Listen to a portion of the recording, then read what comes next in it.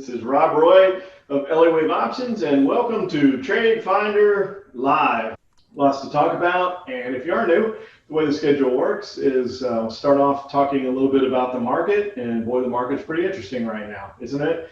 And from that point, we will move into talking about some previous case studies. We'll look at our website, see if we've closed any alerts for our subscribers. Then we'll look at case study considerations that we've identified in the most recent TradeFinder web series. It's been a couple weeks, so some things may have moved. And then we will go through the process of trying to see if we can find a case study consideration for this evening. And then with whatever time we have left over at the end, we'll answer questions. I want you to feel free to ask questions. Support staff is available, and if they can help you, they will. If it's a question they feel needs to be directed to me, they'll do that. And again, with whatever time is allotted at the end, we'll get those. Please understand that we have a limited amount of time, so if I don't get you your question, hopefully you'll be back again next week and go through and answer the questions then. Before we move further, ask the support staff to go ahead and put this link in your chat box as well. Take a look at it. We just completed Trading Innovations web series, where it really goes in depth into the strategies that we utilize at Elliott Wave Options. It's a really good outline, if you will, of what we do with our two primary strategies portfolios, and this will allow you to watch the recordings if you go through and click on this. So hopefully you'll take advantage of that, and wanted to make that available for you for free. Normally we charge for outside educational things. Our subscribers get our education for free, but others pay on our website for it. But for this, we'd like to go ahead and have you access that for free. So please take advantage of that. Again, there's the link on your screen, and the link should be in your chat box as well. So give you a second to make sure you've accessed that, and then we'll move into taking a look at the market. I'm sure you heard the headlines. We've been talking about this for quite a while in our S&P 500 market updates about the market moving to a new high and how that was going to be broadcast all over financial media outlets, and it certainly was today. They were talking about it like crazy. Obviously, we didn't have too big of a run today. We did move to the upside and close a bit higher, traded a little above that intraday, but just barely making it to this previous high.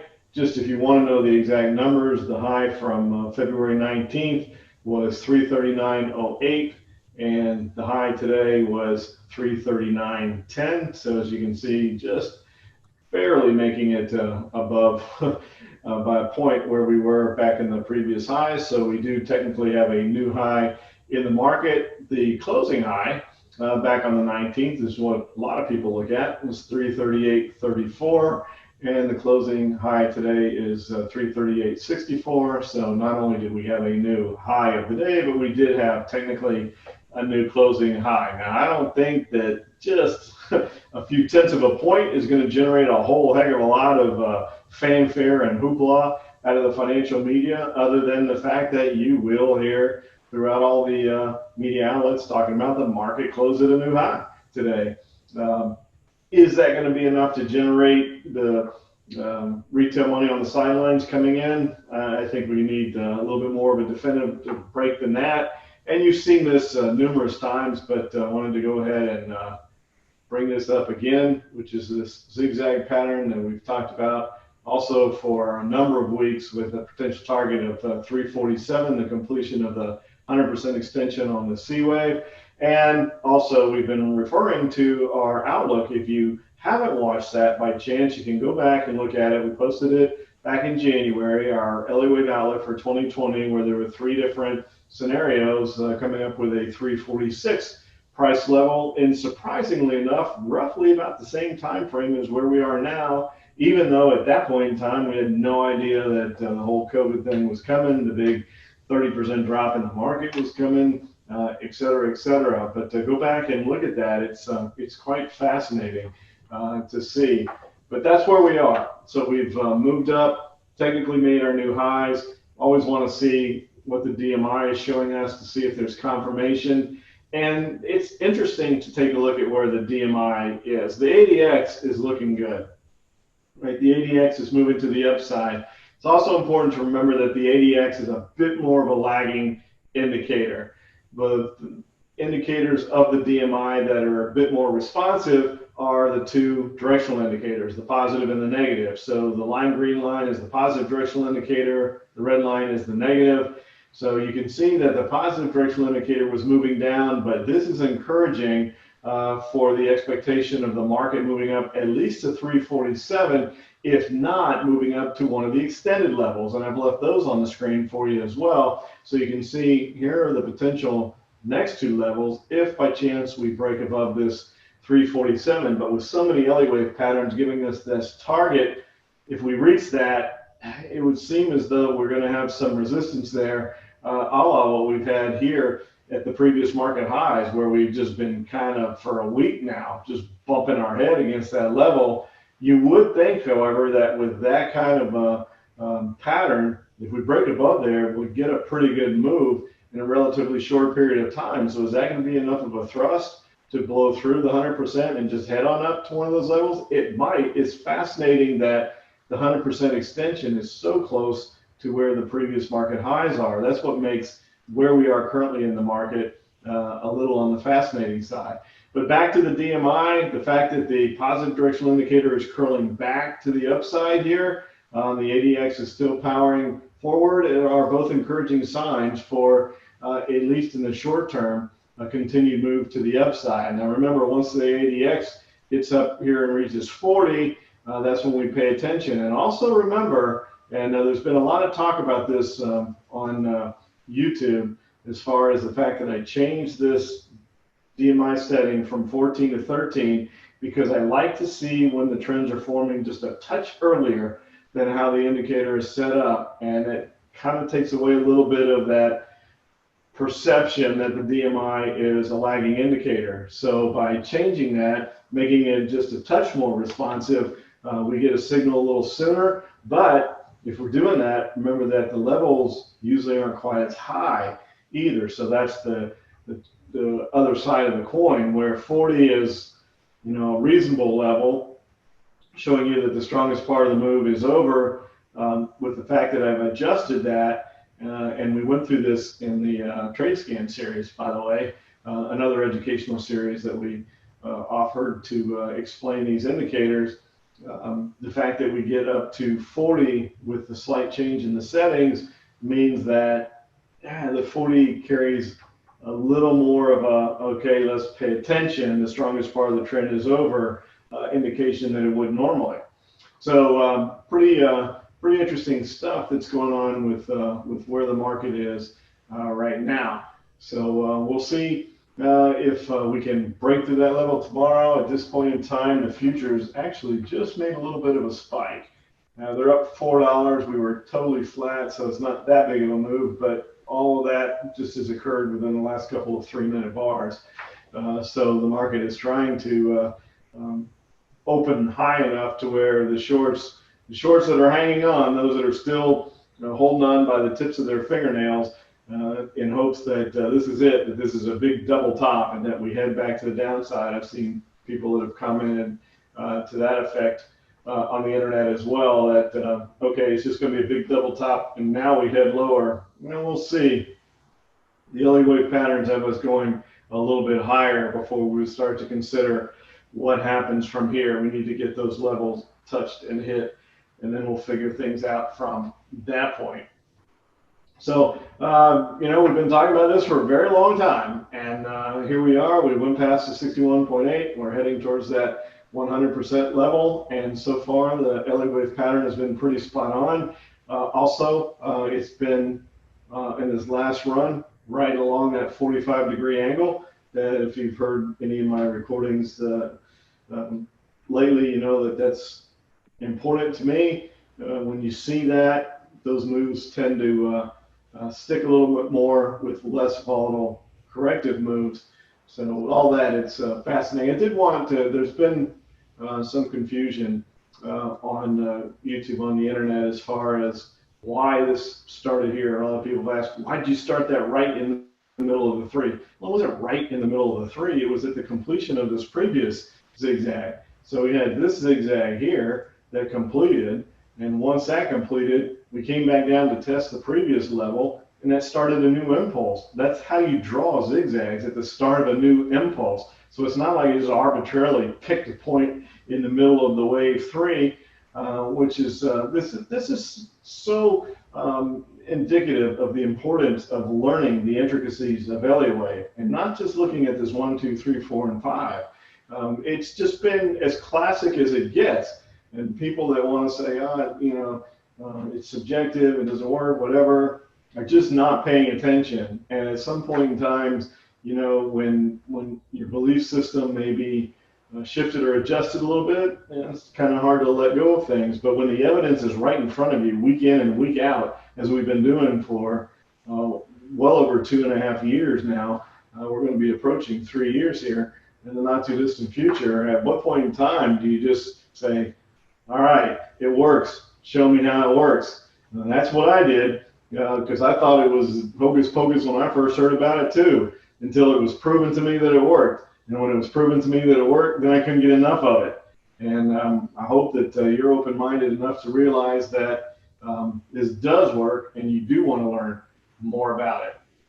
All right, what I wanted to share with you tonight, here's on our website, and we quite often we go and look at a case study that we've closed, but I wanted to look at an adjustment here. This has also garnered some attention recently, and the age-old question of whether or not you take a position and just close it at a 50% loss, or you let it go to expiration and then you make an adjustment, will be around as long as options trading is, because time decay is always going to be an enemy, right? And so as you approach expiration, we know time decay is a problem. So if you've already had some time decay, you got a position at a 50% loss, you've got 2 or 3 weeks left to expiration, do you want to just take that loss and then roll it out to a new position at that point in time? Well, the other side of the coin is that as you approach expiration, delta and gamma go up. Those are the factors, the mathematical factors that determine how fast your option can profit on a move back to the upside or the move in your direction if you're trading to the downside. So you've already lost. Think about it this way. It's a psychological, that 50% loss stuff. The math doesn't hold up. That's a psychological thing to make you feel better that, okay, you're cutting your loss and you're moving on. But in the end, you might be costing yourself money doing that because it feels psychologically better. Here's my reasoning. Just follow me with this. So if you've already lost a great deal of time decay and you've got 2 to 3 weeks left, you don't have a whole lot of time value left in your option. Okay, so maybe you're at a 65% loss and it's not feeling good. If you roll it out at that point in time, even if you roll it out at 50, you just paid for a whole bunch more time. And now you have to wait for the stock to eventually move. Well, what if it moves in the next couple of weeks? Well, you've paid for a whole bunch more time, and now you've reduced your delta and your gamma. And so if the stock does move after you've done that, now all of a sudden you're going to make a less profit than you would if you just, you're already given up a big chunk of time value.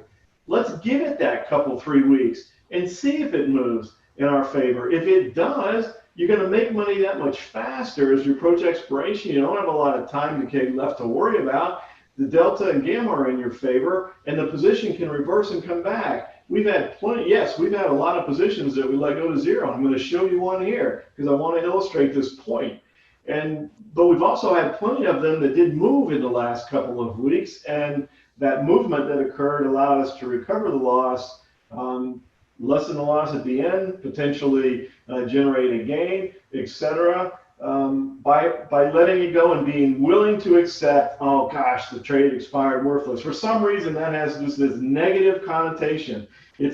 People feel better about, well, let's cut the loss to 50%, roll it out, pay for a whole bunch more time, lower the delta and gamma. That feels better than accepting the fact that, okay, I'm willing to give up the rest of that 20 or 30% of time value that's left under the understanding that if the stock does move in that next 2 or 3 weeks, I'm going to make money faster on that move than I would have before. See, you got to focus on the math, even though sometimes psychologically it becomes tougher for us to absorb. So I wanted to show you, here's trade ID number 175 on Home Depot. So I'm going to click on it and it's going to bring the trade up. Now look where we entered this, February 10th.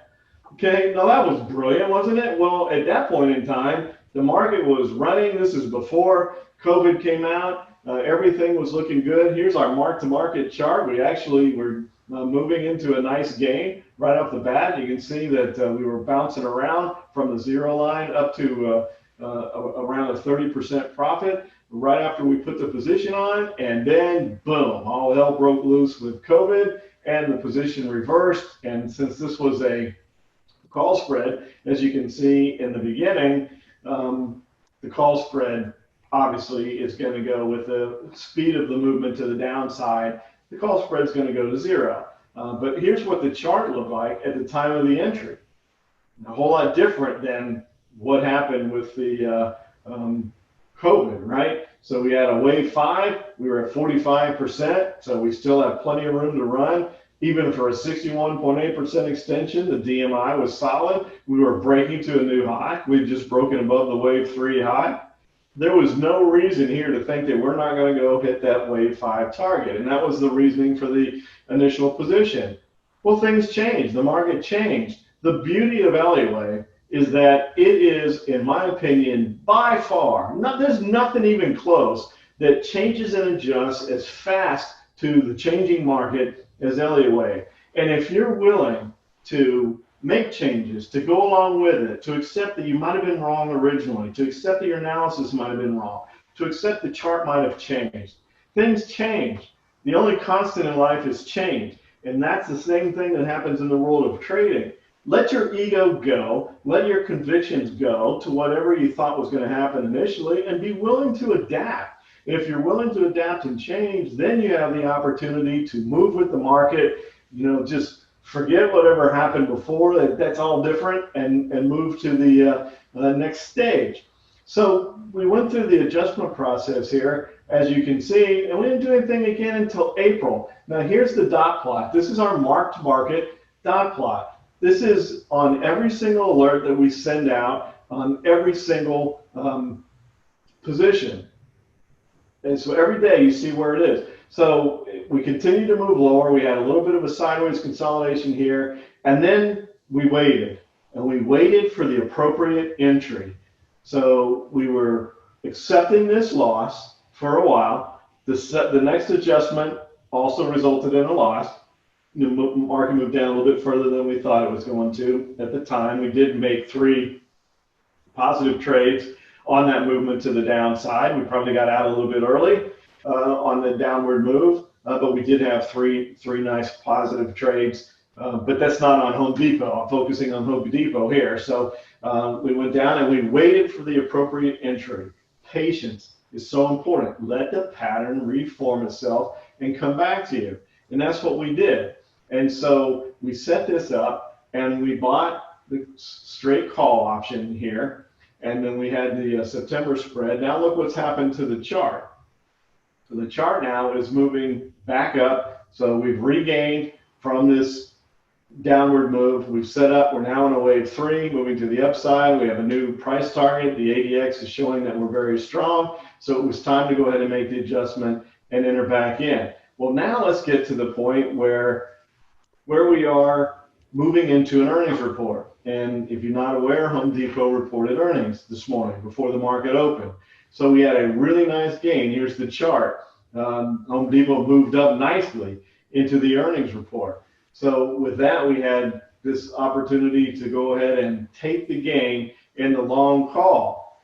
But we hadn't hit our price target yet, right? But when you have the long call that's almost in the money, it was pretty close as far as Home Depot standards, and the stock is likely to continue to move to the upside by all indications. Anything home related has been doing well. Real estate's been doing well. For those of you that like fundamentals, the sectors have been doing well. It was in a good sector. So my point is, we didn't want to just abandon the position and then go ahead and just take that gain and go.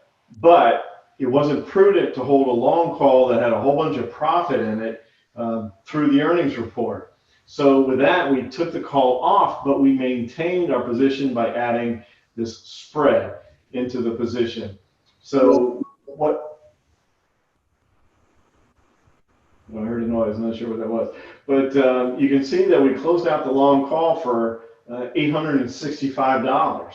So that was a nice chunk of change, but again, we don't necessarily sure that we're over yet. And look what happened to this movement to the upside. And then here's the earnings report. This is today, right? So here's the earnings report. That's why we put the spread on, because that has the potential to happen. Now the stock only finished down a couple of dollars on the day, but $3.24, it finished lower on the day, but there's also a little bit of a volatility drop. The spread also helps offset that you would have lost by owning the straight call. So it was a really prudent move. Let's take the gain, this big run up that we had in the long call. Let's take that. Let's put this spread on, which we did here, which was already doing well. Let's come back to about break even now. But at this point in time, now we've absorbed, we were in it. If they blew away earnings, they had a good earnings report. They didn't blow it away. The stock might have just exploded to the upside at that point in time. So we would have participated in it. It didn't. This was the risk that this is exactly what would happen. There'd be a little sell on the news, even though it was a good earnings report. It just wasn't fantastic. But now we've had the drop in volatility. The stock's pulled back a little bit. Now we can adjust this further, take the short call off, and possibly add another long call or keep it on there. We'll just have to wait and see where we go from there. But at this point in time, you can clearly see the big jump back to the upside and the recovery that has been made since the initial position was put on. So it makes a lot of sense to go through the adjustment process and be patient and let positions come back to you. We now have less of a loss than we had in just letting the original position go and walking away from it. So I wanted to share that with you because I thought that you would find that interesting. So that's the tip from our website. It also gives you an idea of all that's available. By the way, let me, while I'm here showing you the website, come over here to support and go into the education area. Our subscribers get all of this information, all of this education is completely free. And I wanted to make mention of this. We showed you about the trading innovation series that we have, but we're also in the middle of two big web series. There are two primary financial publishers in the United States. Tomorrow night I complete a web series that one of the big publishers had asked me to do. That completes tomorrow. And by all accounts, thousands of people have been watching, so by all accounts we're going to add subscribers. Then after a week break, we start another web series from the other main publisher that has asked for us to do a web series for them. So the two primary financial publications, publishers in the US, both ask us to do web series on Elliott Wave. And we're making a name for ourselves within Elliott Wave, at Elliott Wave Options. My point here is that we're not going to add subscribers to our alert service forever. At some point in time, we're going to shut that off. I'll continue to do education on Elliott Wave as long as people will listen to me, because I'm a believer in it, and I think people need to hear this, and it can help anybody improve their trading. But we're already to the point where when I send out an alert, it moves the options price a few cents. And we're not going to get to the point where we have so many subscribers that it limits the number of stocks that I can send alerts out on because of a liquidity issue. We can't have a point where certain stocks, the options have to move way too much to get filled, and it changes the dynamics of the strategy that we want to put on. I'm not going to let that happen. So my point here is that here we are at the market. We're nearing major point of resistance. The easy money has been made on this move to the upside. Do you know where things are going to go from here? Do you know what's going to happen once we hit this level? Do you know what's going to happen if we extend here? The reversal, the dollar, gold, silver, any of those things. This is a great time to become a subscriber. We don't ask you for any sort of a contract, a yearly amount or anything. Just come along with us. Give us a try for a month and see what you think. But I just wanted, because you guys have been here week in and week out, you've seen the performance. We're going to take a look at the previous last 3 weeks case studies here in just a second, but I just wanted to make you aware of that if you were considering becoming a subscriber, now's the time. Because again, one of those completes tomorrow. We're going to add a bunch of subscribers. Then we start off, and by mid to end September, that next web series will be done, and we will have added a whole bunch more. And again, I don't know how many more we'll have room for before we shut it off. So now's a great time, especially with where things are in the market. All right, so a few weeks ago, we looked at MAS. And if you've been following these trade finders, you know, if you haven't been, go back and watch the recordings. All this stuff is in the recording. We're as transparent as we can possibly be. I just showed you a losing position, but how we were managing out of the losing position into much better loss than where it was initially. So here we have a nice winner. If you participated in this one, you hit a home run. We're up 441%, I think, since inception in December of 2017. That's pretty darn good. And then ACN was one 2 weeks ago. I'm sorry, I missed last week, so this would be 3 weeks ago. So Masco was 4 weeks ago. This is 3 weeks ago. Also wave 3, continuing to power to the upside. At some point in time, you guys got to figure out how much profit you're going to take, which is kind of a cool thing about the alerts, is that we tell you when we get out. Otherwise, you're left to figure that out on your own, even if you follow along with these. But you should be really enjoying some awfully nice gains. And then 2 weeks ago, we had Mondelez, and they didn't do anything until the last couple of days. So right on cue, yesterday and today, boom, boom, the start of the week, we've broken back to the upside. And remember, our expected target is to move back to this previous high here. So the positions, the last 3 case studies that we've looked at have been absolute winners, and we haven't had a loser. We have not had a losing position. And we had people, we talked about HSIC was that one problem child that we had. It took a while, but it finally, again, patience, finally turned around and moved to the upside, and people wrote in and said, yep, I followed along with that one. I actually placed that one, and I just closed it for a profit. So we have verification from people that are watching these trade finders that are following along and actually placing the trades that they did indeed close that for a profit, which means that we have yet to have a losing position in all of the ones we've identified in TradeFinder. That's pretty freaking phenomenal, if you ask me. I'm biased, but you know, I got the mic. So, all right, so pretty good record there. So now what we're going to do is let's look at a couple of other charts. I promised some people that I would look at Tesla, and then I see that some of you have gotten something you'd like to look at as well.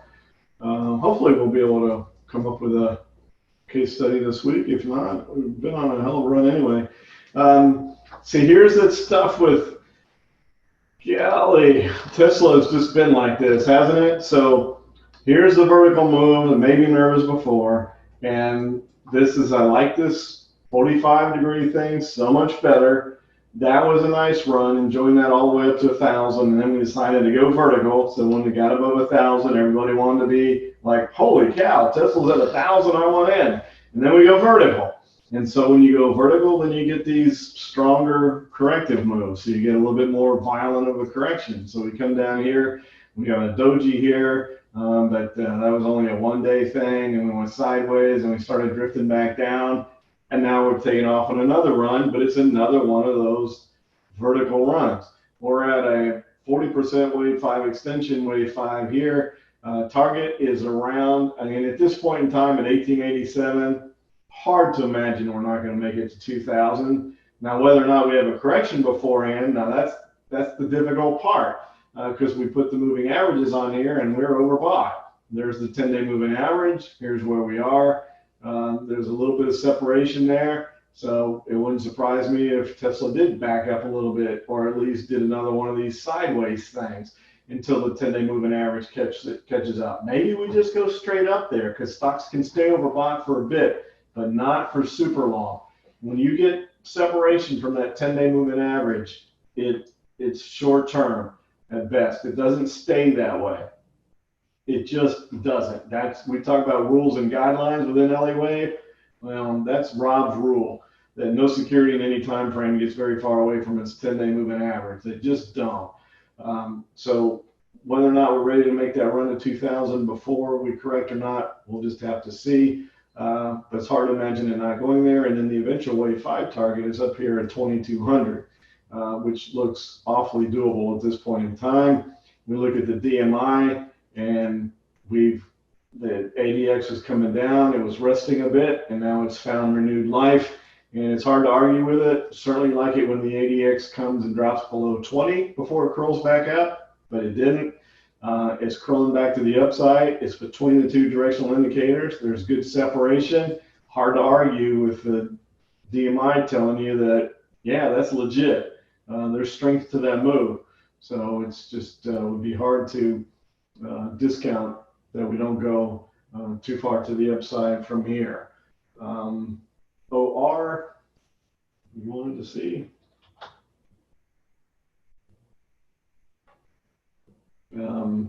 Is that on the New York Stock Exchange? Oh, gold. We'll look at the dollar again here too in just a second, because we talked about that in the last YouTube update. Cisco Gold Royalties. I'm not super familiar with this company. Would imagine that it follows along the gold. Boy, that's a beautiful zigzag though, right there.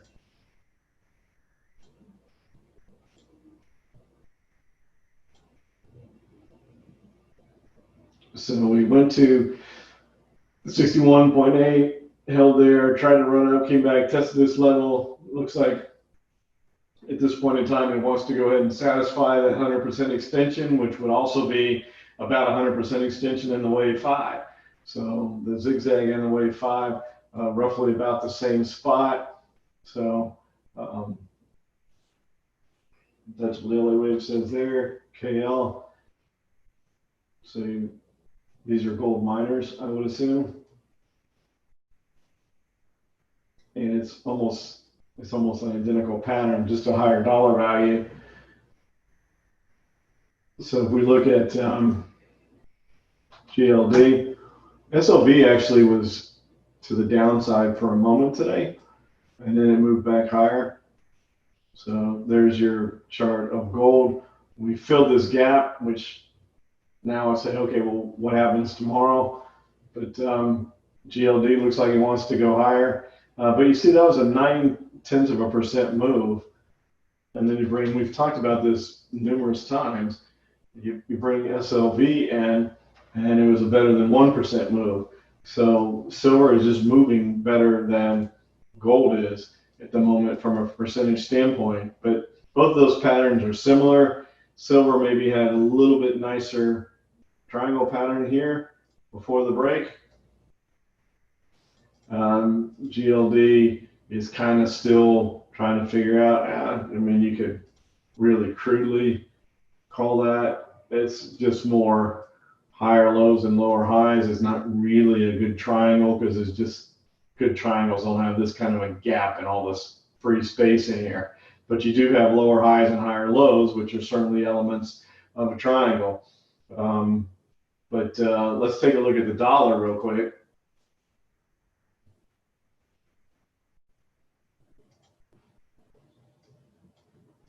And see, there's what happened with the dollar.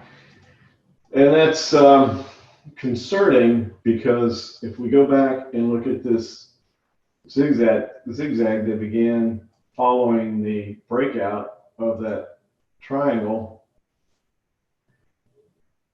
you can see that we came down all the way to the 161.8% extension, was trying to hold down here at 138. If we continue on down from here, holy cow, is the dollar going to break 90? Wow, that's a pretty significant drop. And the DMI is showing, I don't put as much weight in the DMI on downward moves as the upward moves, and you may wonder why. if the DMI is such a good trend indicator, why don't you follow it as closely on downtrending moves as you do uptrending? It's a good question, but it boils down to, again, the DMI is slightly a lagging indicator, and things can move down fast. We all know markets move to the downside faster than they move to the upside, so it's just not quite as responsive enough. It's not responsive fast enough for me on downward moves. So I look at it and get an idea of, okay, what's the strength of the overall trend, but as far as getting intricate on short-term timing, don't follow it as much. And then the short term, we want to look at CCI. Because that's the offset. Remember, that's why you create a system of technical indicators, is when you have a weakness of one indicator, you want another indicator whose strength offsets that weakness. And CCI is much quicker to respond. So the DMI does a great job of telling you or identifying the strength of the trend, just doesn't move on a dime. CCI does. So we're moving down here, and you can see we're starting to get to an area that recently has been a point of support. If you, again, followed the trade scan series, when we talked about the CCI, we mentioned how important history is with the CCI, because one of the things is that it is so volatile and quick to move. You can see all of these. It's not a very smooth line, right? It's responsive. It moves quickly. So when you have something as responsive as that, what has it done in the past carries more weight.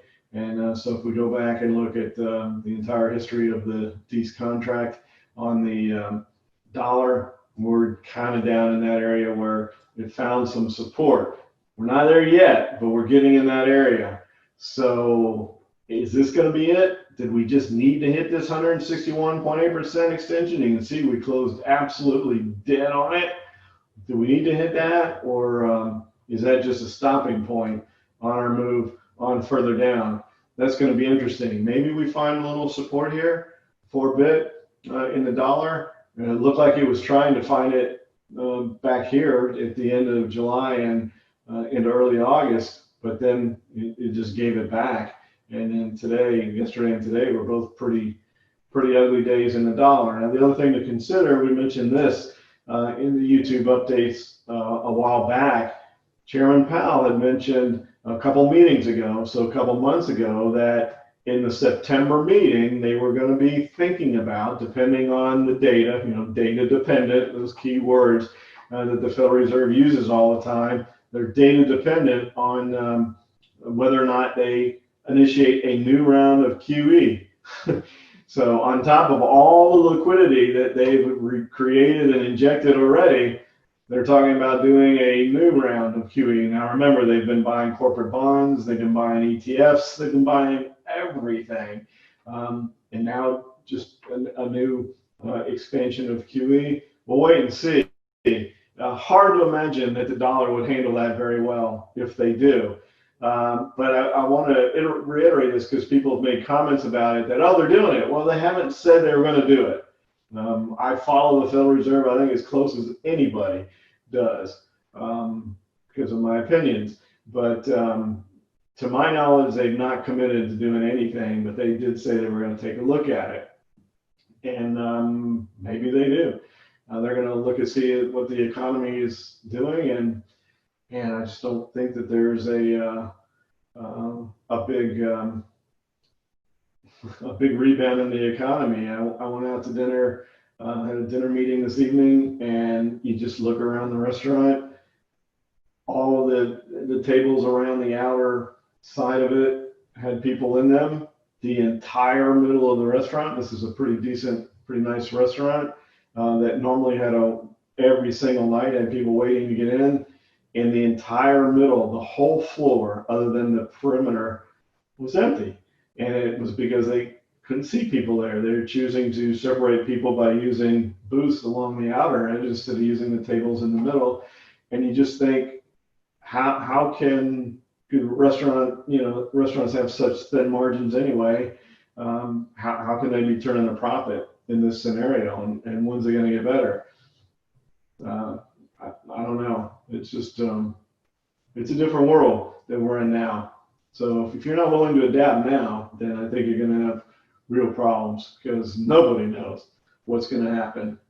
So we have to wait till September. So we got the rest of August into the September Fed meeting. So we could maybe find a little bit of support here. If it breaks that, then the dollar is telling us that the dollar is previewing. Remember, all securities, all markets look ahead that the Federal Reserve is going to do the next round of QE. We'll see though. I just wanted to show you that. Let's see.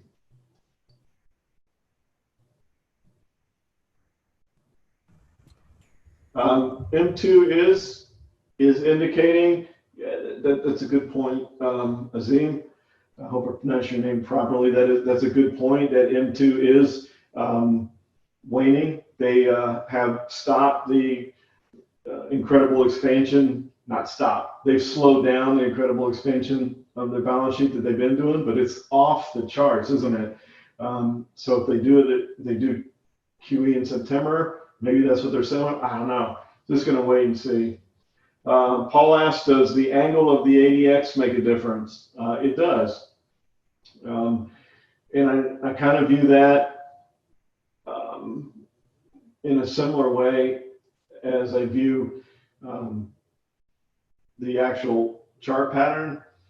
You want to see this breaking between the moving averages in a bit more of a 45-degree moving averages, directional indicators, excuse me. You want to see the ADX breaking between the directional indicators in a bit more of a 45-degree angle, because again, that's the trend that holds for the longest period of time. I'm not specifically saying that on the downward one because I've already talked about how I'm not quite as into how it works on the downward moves, but just using this as an example. You want to see this kind of progress through there with good separation between the two directional indicators. When the ADX begins to go vertical, that means if the ADX is going vertical because it is a little lagging, then that stock has gone pretty vertical, and that makes me very nervous. So yeah, good question. It does matter. We want to see that kind of the same. Rob, if I could just jump in there for a moment, Profit Sources confirmed that there is a problem with those scans at the moment. They're working on having that resolved for you as soon as possible. Okay. Well, it's not the end of the world if we don't find a case study consideration this week. We're looking at a lot of good charts. Thanks for checking on that, though. Appreciate it. So looking at applied materials now. This is really interesting because there's my 45-degree angle, right? And you're like, all right, that's what you said you like, and that's true. And then check this out. Look at what's happened to the angle of the lower highs and higher lows as we've moved. Excuse me, higher highs and higher lows, higher highs and higher lows as we move to the upside here. See the narrowing, and then what happened? Boom, we broke out. So in addition to the 45-degree move, I would rather see that stay consistent as it would in a series of zigzags, double and triple zigzags back to back. We actually just talked about that in the trading innovations where we talk about these corrective patterns. But it has narrowed a bit, so it's a little bit of a flag pattern. Elliott liked that as a little bit of a kind of a diagonal type of a feel to it. So that's the breakout attempt, and we came right back down into it. Does that mean that we're going to start the 4? If we look at the DMI says, nope, this is looking pretty good, and we likely move to the upside from here. That's a really good looking chart. Steve, as far as applied materials, nice looking ADX. Important thing here, just broke above 20. Now, just going back to, I changed this to 13, and I changed the ADX as far as the level I'm looking for to break above 20. And people confused that on the YouTube videos. People said, well, aren't you making it doubly aggressive? No, we're offsetting it. If this signal is going to be aggressive, then you have to move this signal down a little bit, or you miss the entire move. If you make this more aggressive and you still wait for that to break above 25, well, that means that it's well ahead of where you would have been if that was at 14, and so you probably have missed the move. So it balances out by changing this to breaking above 20 and that at 13. But that looks really good. So that was a good chart. Good call there. Hey, Rob, just jumping in there again, they've fixed those scans for you. Oh, okay. We'll look at a couple more and then we'll see if we can find one real quick. UPS, that's just, the move has been fascinating, hasn't it? But this has been shocking, right? And we don't talk a lot about fundamentals and Elliott Wave options, but it certainly makes sense, right? Everybody's shopping from home. So all of his packages, and it's not just Amazon, right? I mean, Walmart, eBay, everybody's shopping from home. And so more packages are being delivered. So UPS, Postal Service, they're all those types of stocks are doing well. But that's pretty amazing move there. Now, certainly have to exercise some caution here with the ADX. Even with my level, it's above 70. And that's sky zone type of a reading there. So it's well above where we are with the positive directional indicator. It doesn't mean we can't go to the upside from here in UPS, but this is telling you the strongest part of this move is over. So if you wanted to try to continue to ride this higher and see if we come up and hit this wave 5 target before we have a correction, that's obviously a forecasted target within Elliott Wave, just be very careful that you don't give away the gains that you've probably already realized in this, and then I don't like that. The gaps always make me a bit nervous. Pierre, we did talk about KMX. We sent that out as an alert for our subscribers as well. You made $5 on it. Congratulations. Good job. See, that's why we do this, and appreciate the testimonial.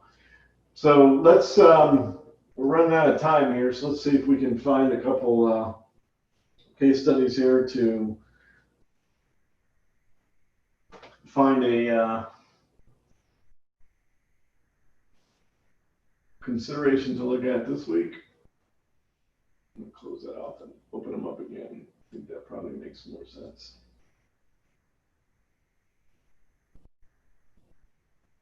There we go. All right, so apparently I haven't updated for today. I guess that's what the issue was. So there's 7 of them. So here we go with WMS, CERN, CARMAT. Oh, dang. Are we back up here again?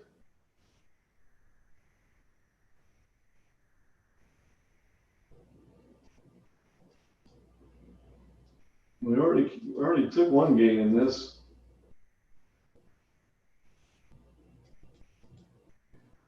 And that looked like a hero move. Now we're right back to where we got out. And we've got a doji today. So that's, I don't know about that. It was up $1 today, but it's actually closed right at where we got out. And so with the doji, I don't know that we want to, I mean, that's certainly worth watching. 39%. So right at 38.2, which was why we got out. In the first place, we figured this was potential fib resistance, and it proved to be exactly that. We went sideways for 4 days, but now it's trying. Well, let's keep an eye on it and see what that doji means. But I wouldn't want to use that as an official case study consideration yet, just because of the doji. The doji at a fib resistance level, I mean, it makes you nervous for a potential move lower, but it could also bring the stock higher. The ADX still has room. The positive directional indicator, now this is interesting, and you have to pay attention to this. Even as the stock went sideways for those 4 days, look what happened to the positive directional indicator. these past couple of days with this little bit of a rebound, it's responded quite quickly. And that's, again, I mentioned that the two directional indicators are faster, or a quicker response than the ADX. So I still think we need to see tomorrow on that. So let's look at something else. And always got to look at Google. Texas Instruments, we'll look at that one too, and then we'll let that be the day, because that DMI looks like it's really wanting to form. Just love it when Google's on here. I'm sure you've heard me mention this before, that since I started trading Elliott Wave in 2001, Google is the #1 stock, meaning that the most positions that I've ever had on from Elliott Wave patterns have been on Google. It's just been a star. And it looks like after a pretty long consolidation here, nearly 2 months, we're trying to break back to the upside. And again, look at the fib resistance, 59%. So that's right at the 61.8 level. And it's just for 2 months that's caused it to go sideways. And now it's looking like it wants to go again. Here's another one that we have to wait because the ADX is lower. Hasn't broken above 20, but remember, I have it set on my search to where when it breaks above 15, it shows up, so that I can keep an eye on it. So that's 2. I'll make a note of that. It's 2 on the watch list.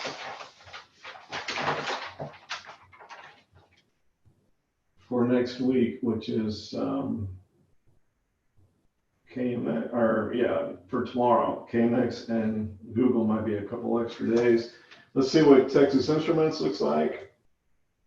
I mean, those both look good. It's just hard to pull the trigger on those today. Yeah, this looks better. Look at that DMI. So that's a little more conclusive. And we have a little bit, we just made new highs. Yep, we just made new highs, consolidated a bit right above where it made the new highs, and a little quasi doji there too, but that one looks better coming off of this huge ascending triangle breaking up. But the DMI just looks like it's very supportive here of a continued move. That looks awfully good. I think that looks like the best chart. So we do have potentially a new entry on KMX, Google, and now we have Texas Instruments that we will use as our case study for this week.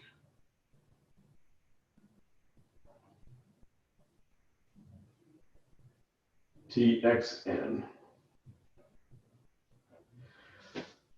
All right, right at the top of the hour. And again, if I didn't get your questions this week, please come back and ask them again next week. There's a little bit of a delay there with the internet issue, but you guys got it resolved and off and moving forward. I hope you found that informative. That was a fun session. I think we talked about an awful lot of really good things here, and boy, our case studies just continue their role. So with that, I hope you've had a wonderful week. Thanks again for your patience on last week, and I look forward to seeing you again next week. Take care, everybody.